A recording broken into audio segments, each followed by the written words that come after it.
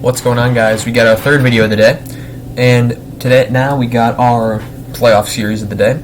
We have 2009 round 2 against the Vancouver Canucks. This is where the Chicago-Vancouver rivalry starts. Chicago, this is going into the playoffs, 4th seed, 104 points. They beat Calgary in round 1. Vancouver, 100 points, number 3 seed, beat St. Louis in round 1. They swept them. And they also had 100 points, so Hawks had more points. Vancouver was in the weaker division, only at 100, so Hawks in reality should have been in the 3rd seed, but for some reason divisions matter. Anyway, they matter a lot more now. Anyway, wild series.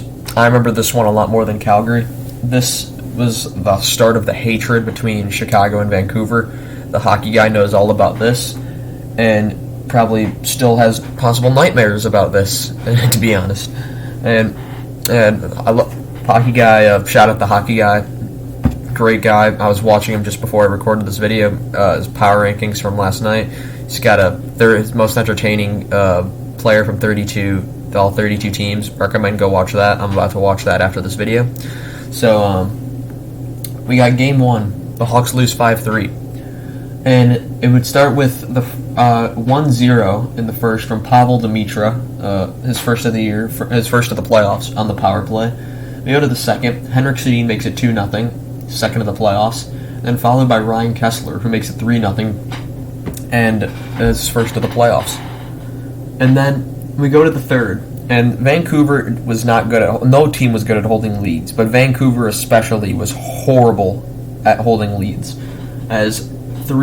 Makes Patrick Kane his third of the playoffs, makes it 3-1. Patrick Kane, his fourth of the playoffs on the power play, makes it 3-2. And Dave Bolin, the Vancouver Canucks kryptonite of this time, makes it 3-3, his first of the year. And then with a little less than 2 minutes to go, Sammy Salo gets his second of the playoffs. It makes it 4-3. And then Ryan Johnson, don't know who that is to be completely honest, gets his first of the playoffs on an empty net goal, makes it 5-3. Canucks win 5-3. Go to game 2. Starts off similar to the first time. In the first, we got Sammy Salo, makes it his third of the playoffs on the power play, makes it 1-0. Then Alex Edler gets his first of the playoffs on the power play, makes it 2-0. We go to the second. Patrick Sharp gets his fourth of the playoffs to make it 2-1. Patrick Sharp gets his fifth of the playoffs on the power play to make it 2-2. Dave Bolin gets his second of the playoffs short-handed. I'm telling you, kryptonite. And then, so they already have the lead. And then Ben Eager makes it 4-2 with his first of the playoffs. Patrick Kane makes it 5-2, so that's 5 unanswered now with his fifth of the playoffs. And then Henrik Sedin would make it closer, make it 5-3 on the power play with his third of the playoffs. And then Dave Bolin again gets his third of the playoffs, third of the series with an empty netter. Hawks win 6-3. Go to game 3. Hawks lose 3-1, but Mason Raymond makes it 1-0. He was always one of my more likable players on Vancouver. I didn't like Vancouver. I liked a grand total of 4 players on that team, and Mason Raymond was one of them. That makes it his first of the playoffs. Then Steve Bernier, mixed opinions about him for sure. Bit of a word. Don't want to risk getting penalized by YouTube for saying anything, so Steve Bernier gets his second of the playoffs on the power play, and then Henrik Sedin makes it 3-0, and that's his fourth of the playoffs. And then Brian Campbell gets his second of the playoffs on the power play, makes it 3-1, and then no goals are scored in the third, so that's the end of that game. The Canucks win 3-1. They have a 2-1 series lead going into game 4, which would turn to be their downfall, as no scoring in the first. Darcy Hordachuk, never heard of this man in my life, makes it 1-0. And we go to the third. Martin Havlat gets his fourth of the playoffs, makes it 1-1. And then Andrew Ladd, in the first overtime, gets his second of the playoffs, gets the Hawks the 2-1 win, and the inevitability that would get them the series win. Game 5, Hawks would win 4-2. Let's see how we got there. Dustin Byfuglien scores his second of the playoffs to make it 1-0, and then Ryan Kesler ties it up with his second of the playoffs on the power play, make it 1-1. Sorry, my voice is getting deeper. I've been talking a lot today. It's my third video of the day. And then I completely forgot this, but when I was researching this, I can remember instantly. Matt Sundin makes it 2-1. It's second of the year, second of the playoffs. Matt Sundin spent his entire career in Toronto except for this year, where he signed a 1-year deal with Vancouver. He would retire after the season, but he had a hell of a series, I will say that. And Dustin Byfuglien gets his third of the playoffs, second of the game to make it 2-2. And then Martin Havlat gets his fifth of the playoffs, empty netter, and it's a 4-2. Vancouver was favorites coming into the series, especially against a Hawks team that was young. They were not really full of experience. They had a few guys. They had Javi Bulin who won a cup. Paulson won a cup. Not many. Andrew Ladd won a cup, but not many other people in that lineup had a lot of playoff experience. Taves, Kane, Sharp, Keith, Seabrook, Jarmelson, Campbell had some playoff experience, but not many others.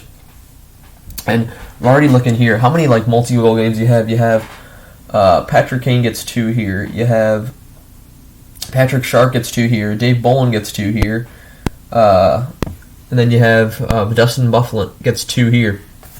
So a lot of multi-goal scorers on the Hawks during the series. Very interesting. And this would kind of start Dustin Byfuglien's legend against the Canucks. He was amazing against the Canucks.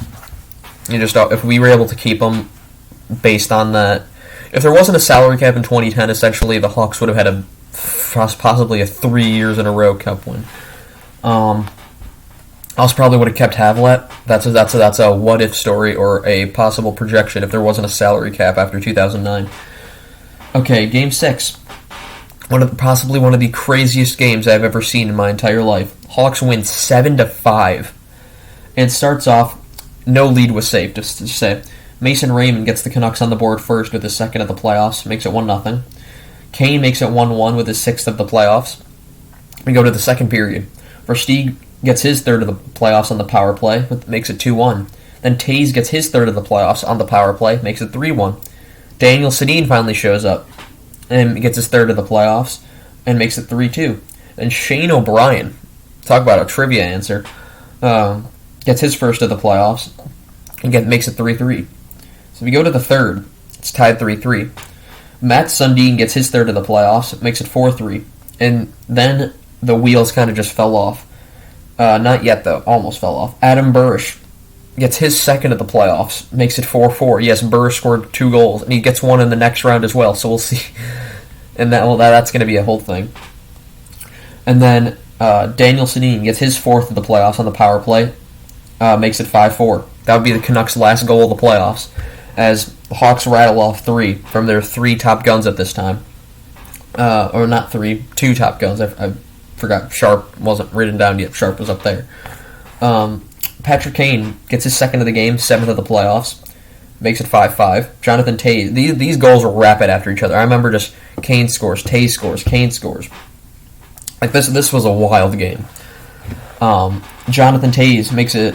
He gets his 4th of the playoffs, makes it 6-5. Then Patrick Kane with the hat trick, his first playoff hat trick, and I'm pretty sure this was the first hat trick in his career, if I even recall. Gets his 8th of the playoffs, 7-5. Hawks win the series, 4-2. And this is where the Hawks' dominance over Vancouver kind of starts. And Hawks would move on to the next round. They play Detroit. That'll be the series we go over tomorrow.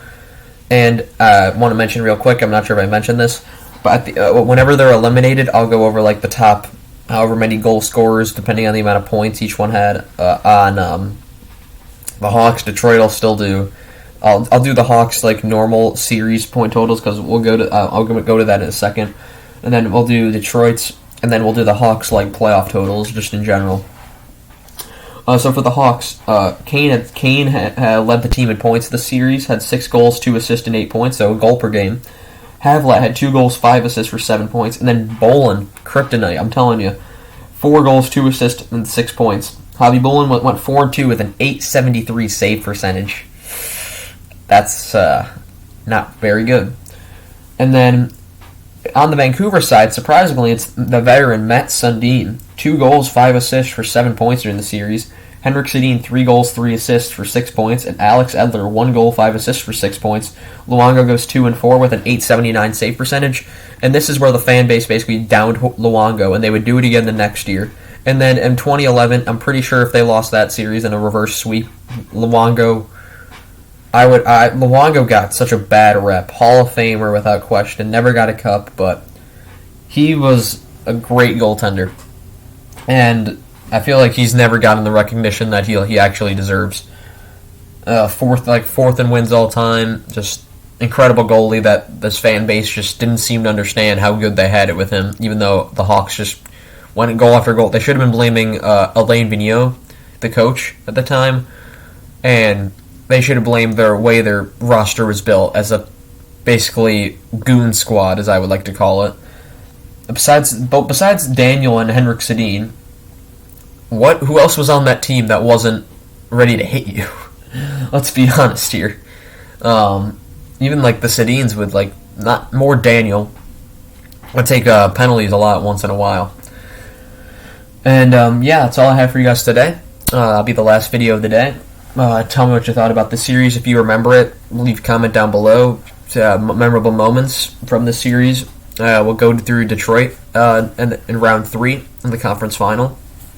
Next time, no games until I believe Thursday, which they played Dallas again, I want to say. So it's just going to be mostly playoff videos from now and whenever I get a chance, because I'm on winter break, so I get a lot of time to make some videos and hopefully just pump these out while I have a chance. So yeah, thank you guys for watching. Have a good day. Goodbye.